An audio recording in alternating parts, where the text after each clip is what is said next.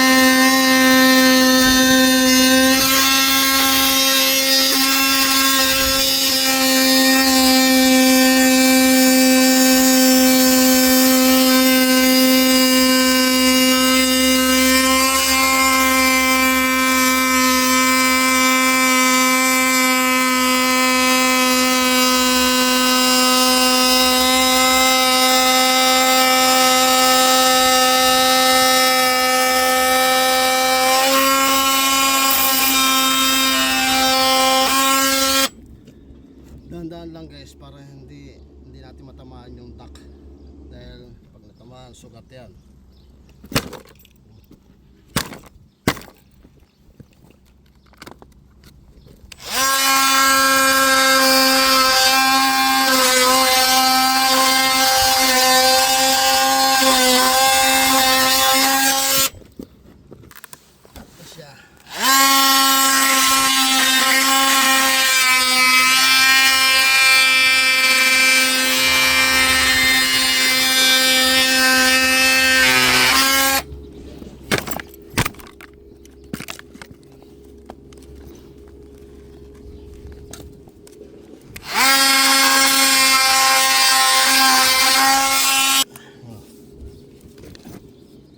To. So, yan guys.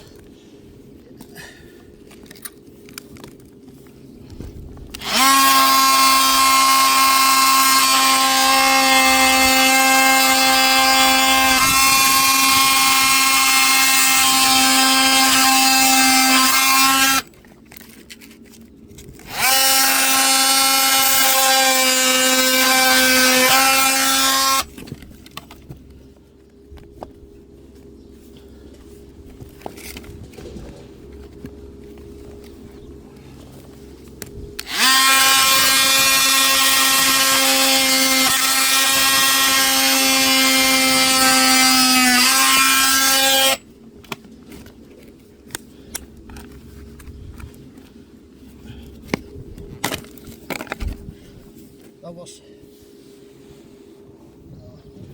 may copper pa siya sa ilalim, kaya talagang dahan-dahan.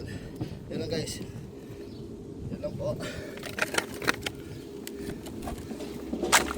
So next video kung paano natin babalatan.